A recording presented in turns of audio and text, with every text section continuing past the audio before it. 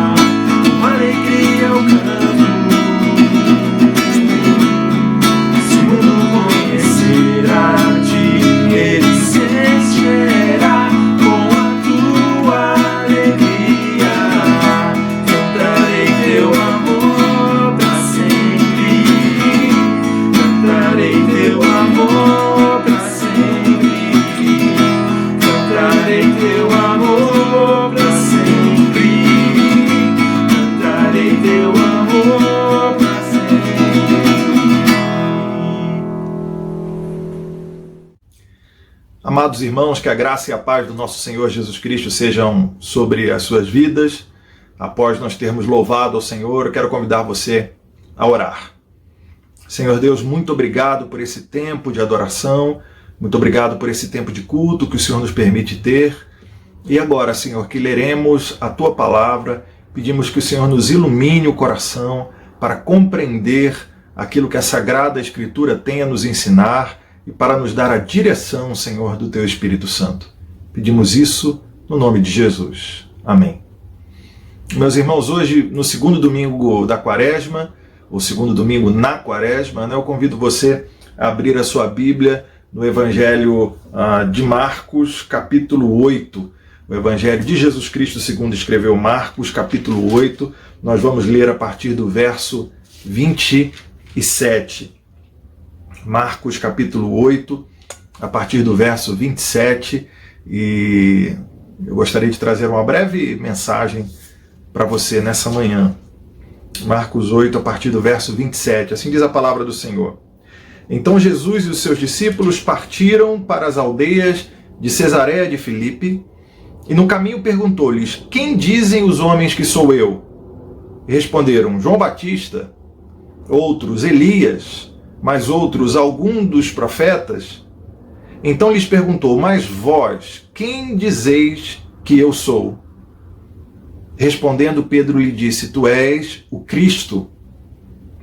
Advertiu Jesus de que a ninguém dissessem tal coisa a seu respeito. Então começou ele a ensinar-lhes que era necessário que o Filho do Homem sofresse muitas coisas, fosse rejeitado pelos anciãos, pelos principais sacerdotes e pelos escribas, fosse morto e que depois de 3 dias ressuscitasse. E isso ele expunha claramente. Mas Pedro, chamando-o à parte, começou a reprová-lo. Jesus, porém, voltou-se e, fitando os seus discípulos, repreendeu a Pedro e disse: arreda, Satanás, porque não cogitas das coisas de Deus, e sim das dos homens. Então, convocando a multidão e juntamente os seus discípulos, disse-lhes: se alguém quer vir após mim, a si mesmo se negue, tome a sua cruz e siga-me. Quem quiser, pois, salvar a sua vida, perdê-la-á. E quem perder a vida por causa de mim e do Evangelho, salvá-la-á. Que aproveita o homem ganhar o mundo inteiro e perder a sua alma? Que daria um homem em troca de sua alma? Porque qualquer que nessa geração adúltera e pecadora se envergonhar de mim e das minhas palavras, também o Filho do Homem se envergonhará dele quando vier na glória de seu Pai com os santos anjos. E dizia-lhes ainda: em verdade vos afirmo que dos que aqui se encontram, alguns há que de maneira nenhuma passarão pela morte, até que vejam ter chegado com poder o reino de Deus. Que Deus nos abençoe com a sua palavra. O que eu preciso fazer para me tornar um discípulo de Jesus? Essa é a pergunta com a qual esse texto do Evangelho está lidando. Jesus Cristo começa perguntando: quem as pessoas estão dizendo que eu sou? É uma das marcas do Evangelho de Marcos, o fato de que em vários momentos Jesus Cristo diz para as pessoas: olha, não falem, não contem nada. Ele faz o milagre e diz: não contem nada do que aconteceu. Essa é uma das características desse Evangelho. Isso acontece agora no capítulo 8 também. Quem estão dizendo que eu sou? Alguns dizem Elias, outros algum profeta. E aí Pedro de repente diz: tu és o Cristo. Cristo é uma palavra em grego que traduz uma outra palavra em hebraico que é Messias. Ambas significam o ungido. Então Pedro está dizendo: tu és o ungido, tu és o Cristo, tu és o Messias. E Pedro acertou em cheio. E Jesus Cristo diz: olha, não conte isso para ninguém. E por quê? Por que Jesus Cristo diz isso? Por que ele repete tanto isso algumas vezes aqui no Evangelho de Marcos? O texto que nós lemos parece indicar uma razão. Porque Pedro entendeu que Jesus Cristo era o Messias, entendeu que Jesus Cristo era o ungido, mas Pedro não compreendeu que tipo de Messias Jesus Cristo era.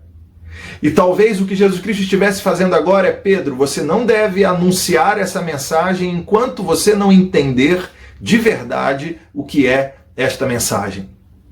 Então Jesus diz: Pedro, você está certo, você acertou, eu sou o Messias. O Messias era esperado por todos os judeus. O Messias era aguardado ansiosamente por todos os judeus. O ungido, assim como um rei era ungido, esse Messias seria um rei também, que viria para libertar o seu povo. Certamente quando Pedro diz, Jesus, o Senhor é o Messias, o Senhor é o Cristo, o Senhor é aquele que havia sido prometido e veio agora para nos libertar, certamente Pedro estava aguardando um rei que uniria os exércitos dos judeus, uniria os exércitos em Jerusalém para libertar aquele povo do jugo romano e para trazer novamente o Israel à sua glória do passado. Era isso que Pedro esperava. Um líder político, um líder que ao vencer o Império Romano traria a prosperidade novamente à nação, traria a riqueza novamente à nação. O Senhor é o Messias, disse Pedro. O Senhor é o Cristo, o Rei ungido que veio para nos libertar. Jesus Cristo diz, você acertou, Pedro, mas não do jeito que você imagina. Então Jesus Cristo começa a dizer que tipo de Messias ele era. E o texto bíblico diz que logo depois dessa resposta de Pedro, a partir do verso 31, começou a ensinar-lhes que era necessário que o Filho do Homem sofresse muitas coisas, fosse rejeitado, fosse morto e depois ressuscitasse. Jesus Cristo está dizendo, sim, eu sou o Messias, sim, eu sou o ungido, mas de um jeito diferente do que você está pensando, Pedro. Eu vim não para exercer o domínio terreno, eu vim não para governar com as armas e em favor da glória desse mundo, não. Eu sou um rei, eu sou um ungido, eu sou um Messias, um Cristo que veio para sofrer, que veio para morrer. Diz o texto que era necessário que ele sofresse e morresse. Jesus Cristo está explicando para os discípulos que tipo de Messias ele era. Eu vim para morrer, para dar a minha vida. E ao dar a minha vida por vocês, eu vou trazer a vocês a verdadeira libertação. Eu vou libertá-los do jugo do pecado e do mundo. Olha que interessante, Pedro não gostou disso que Jesus Cristo estava dizendo. O texto bíblico diz que Pedro começou a repreender Jesus, chamou Jesus Cristo de lado e começou a repreender Jesus. Você não pode falar isso. Se o Senhor é o Messias, se o Senhor é o Cristo, é o ungido, você não pode falar um negócio desse, que você vai sofrer, que você vai morrer. Tem alguma coisa errada aí, você está errado, você vai desestimular os outros discípulos. Quantas vezes a gente não escuta essas coisas, né? Não, você vai desestimular as pessoas. Pedro chama então Jesus Cristo de lado e dá uma reprimenda em Jesus. Por quê, irmãos? Porque Pedro quer impor a sua própria agenda sobre Jesus. Você consegue perceber isso? Pedro quer impor a sua maneira de ver o mundo sobre Jesus. Pedro quer dizer para ele, não, Jesus, o Senhor tem que ser o Messias que vai vencer a dominação estrangeira. O Senhor tem que ser o Messias que vai vencer o jugo romano. E a resposta de Jesus para Pedro é muito dura. Ele diz, arreda Satanás. O mesmo Pedro, que alguns versículos antes tinha dito de maneira maravilhosa que Jesus era o Cristo, o Messias, e os outros evangelhos relatam que Jesus Cristo olha para ele e diz, bem-aventurado é você, Simão, porque não foi a carne nem o sangue que te revelaram isso. Então, Pedro fala da parte de Deus, que Jesus é o Messias, e agora está sendo chamado de Satanás, o divisor, aquele que acusa. Por quê? Porque Pedro não está entendendo, quer impor a sua agenda, a sua visão de mundo sobre Jesus. E Jesus não era aquela imagem que Pedro estava criando. Você percebe, irmãos, quantas vezes a gente faz isso? Às vezes a gente acha que está agindo como discípulo, mas na verdade não. A gente quer se colocar no lugar do mestre, do Senhor. E a gente quer impor a Jesus a nossa própria agenda. E a gente quer dizer para Jesus, Jesus, é assim que o Senhor tem que fazer.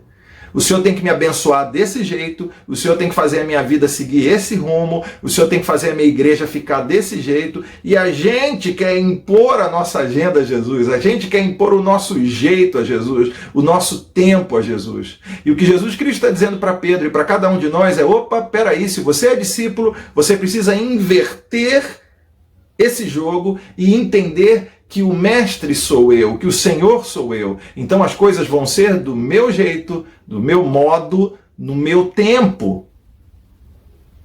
E se Pedro e nós muitas vezes queremos impor a nossa agenda a Jesus, o nosso jeito de fazer as coisas a Jesus, o tempo todo, Jesus Cristo olha para Pedro e olha para nós e diz, não, vocês precisam se voltar, vocês precisam se converter e passar a viver segundo a minha agenda, passar a viver segundo o meu tempo, passar a viver segundo os meus propósitos. Você consegue perceber isso? Não somos nós que dizemos a Jesus como as coisas devem ser feitas. Não. nós nos rendemos à autoridade do ungido, nós nos rendemos à autoridade do Messias, nós nos rendemos à autoridade do Cristo, nós nos rendemos à autoridade do Rei e dizemos: Senhor, vem, toma o teu lugar, assuma o trono da minha vida e faça da minha vida aquilo que o Senhor quiser fazer. É assim que um discípulo age. E Jesus Cristo continua nessa mesma linha, logo após repreender Pedro, que o tentava repreender, e ele então vai dizer esse texto tão conhecido, né? Ele diz: se alguém quer ser meu discípulo, se alguém quer vir após mim, a si mesmo se negue, tome a sua cruz e siga-me. Então veja, Jesus Cristo está dizendo: você não pode impor a sua agenda, você não pode impor o seu jeito de ver as coisas sobre mim, porque você é discípulo, eu sou o Senhor. É ao contrário, se você quer ser o meu discípulo, se você quer vir após mim, então você precisa negar-se a si mesmo, tomar a sua cruz e me seguir. Jesus Cristo não está dizendo: você precisa negar algo a você. Às vezes a gente interpreta dessa maneira: eu tenho que negar algo a mim. Por exemplo, nós estamos durante esse período da quaresma, alguns estão separando um tempo de jejum especial, de oração. Eu estou negando comida a mim com um propósito espiritual. Alguns fazem uma vigília de oração. Eu estou negando horas de sono com um propósito espiritual. Tudo isso é muito bom, são exercícios espirituais muito bons, mas Jesus Cristo não está dizendo que nós temos que negar coisas a nós mesmos. É algo mais radical. Ele está dizendo: você precisa negar a você mesmo. Mais do que negar coisas a você, você precisa negar a você mesmo. Porque a nossa essência é pecado. A nossa natureza é pecado. Nós nascemos assim. Quando Jesus Cristo diz negue-se a si mesmo, o que ele está dizendo é: negue essa forma pecadora de ver as outras pessoas e ver o mundo.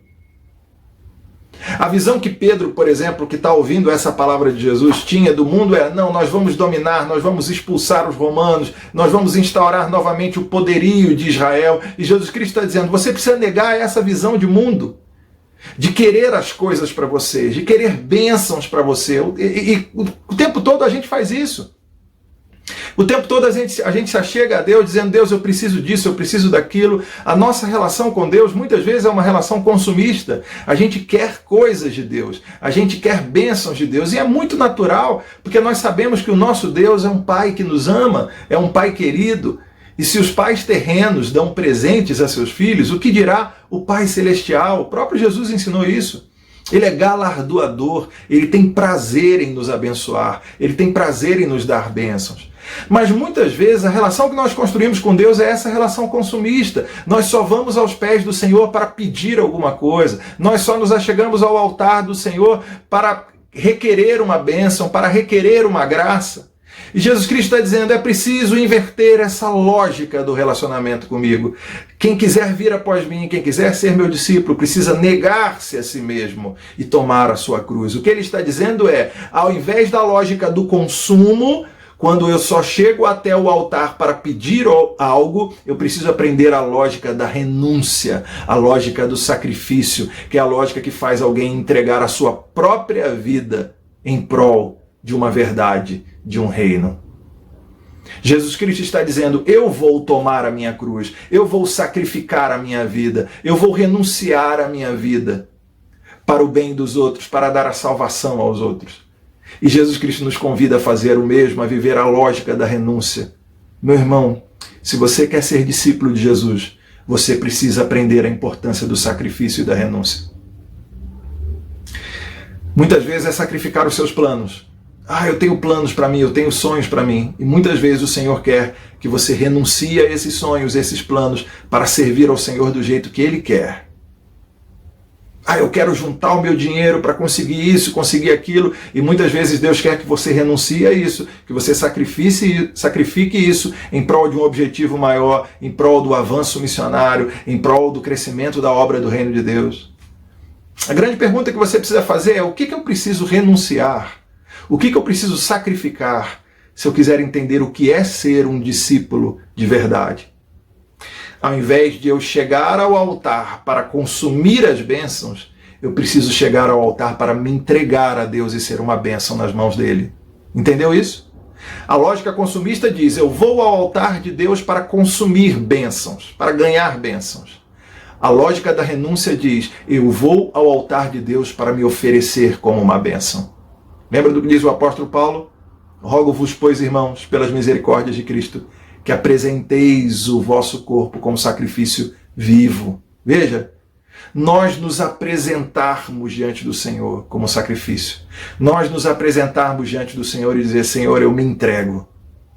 Negue-se a si mesmo, negue a sua própria individualidade para viver a individualidade de Cristo. Negue o seu próprio ser para ser o ser de Cristo. Negue a sua própria visão de mundo para encarar o mundo como Jesus Cristo encara. É assim que um discípulo de Jesus age. Eu vou passar a ver o mundo como Jesus Cristo vê, eu vou passar a encarar as coisas como Jesus Cristo encara, eu vou passar a agir como Jesus Cristo age, eu vou passar a viver a vida de Jesus.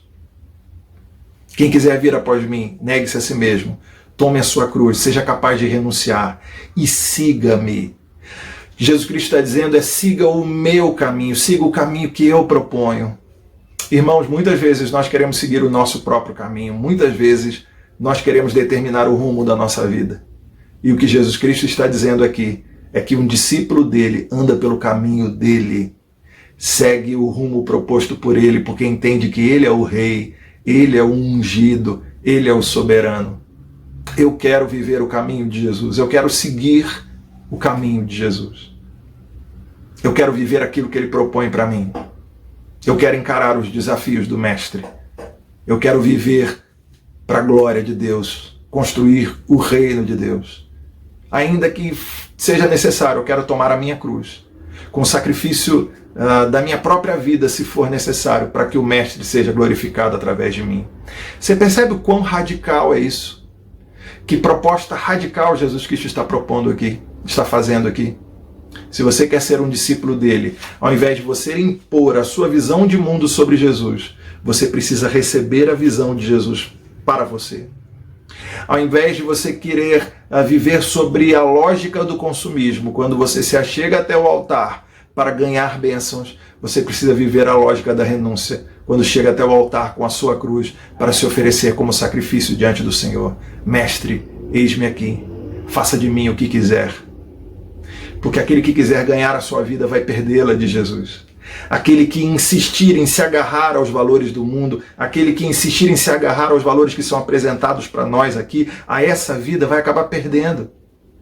Mas aquele que nega a sua vida em favor de Cristo e do seu Evangelho, ele diz, em favor de mim e do meu Evangelho, esse vai alcançar a vida eterna. Quando a gente desiste da nossa visão mundana e pecadora e limitada sobre o mundo, e a gente decide encarar o mundo com a visão de Deus, com a visão de Jesus Cristo, da boa notícia da salvação, da boa nova da graça, do Evangelho, quando a gente decide encarar o mundo com esta visão, aí nós encontramos a vida verdadeira. Meu irmão, você está precisando de vida na sua vida? Você percebe que falta alguma coisa, você percebe que alguma peça não se encaixa. Talvez o que você precise seja negar a sua própria vida para descobrir o que é a vida verdadeira. Negar o seu desejo de ter as coisas e passar a renunciar a esse desejo para ver a obra de Deus sendo feita na sua vida. O que é que você precisa sacrificar para que o nome de Deus seja glorificado na sua vida? O que é que você precisa renunciar para que o reino de Deus seja construído na sua vida? Se você quer ser um verdadeiro discípulo de Jesus, você precisa aprender a negar-se a si mesmo para que Cristo seja glorificado em você, para que Cristo seja manifesto na sua vida e que o nome dele seja honrado e seja bendito através de você. Que Deus te abençoe, meu irmão. Vamos orar mais uma vez? Senhor Deus, nós te agradecemos, Pai, por esse culto prestado ao teu nome, pela tua palavra ministrada, Senhor, nessa manhã. Deus, muito obrigado porque o Senhor nos desafia a sermos discípulos de Jesus. E, Senhor, queremos aprender a renunciar.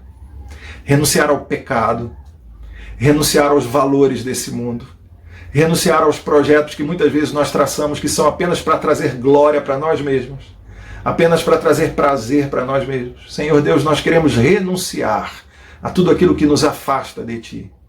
Renunciar ao nosso próprio eu, para que nós venhamos ganhar a vida verdadeira, a vida eterna que o Senhor pode nos dar.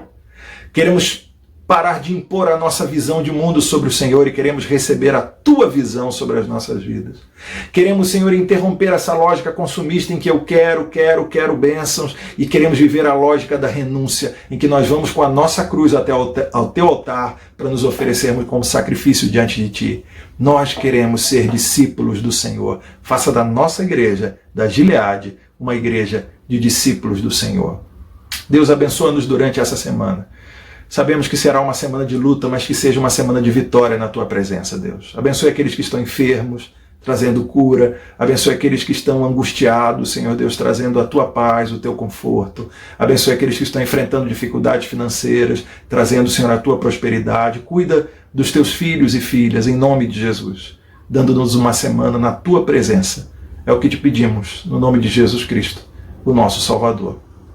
E que a graça do nosso Senhor Jesus Cristo, o amor de Deus, nosso Pai, a comunhão e a consolação do Espírito Santo estejam, meus irmãos, com vocês e permaneçam com vocês, hoje e para sempre. Amém. Amém, meu irmão, que Deus te abençoe. A partir do próximo domingo, nós vamos voltar a nos reunir no campus do Mackenzie, agora no auditório da Escola Americana. Então você vai entrar pela Rua Piauí também, só que ao invés de virar à direita para o prédio que a gente se reunia, você vai virar à esquerda. A gente vai ter um diácono ali à porta para te conduzir até o auditório, com todas as medidas sanitárias, com todas as medidas de prevenção de saúde, com distanciamento de 1,5 metro no mínimo entre cada cadeira, com a aferição de temperatura, todo mundo de máscara, enfim, um ambiente saudável para nós estarmos juntos cultuando ao Senhor. Então, a partir do próximo domingo, nós voltamos aos nossos cultos dominicais no campus do Mackenzie Consolação. Você é nosso convidado para estar ali com a gente, louvando, bendizendo ao Senhor. Então, que Deus te abençoe, meu irmão, que a graça do nosso Deus seja contigo.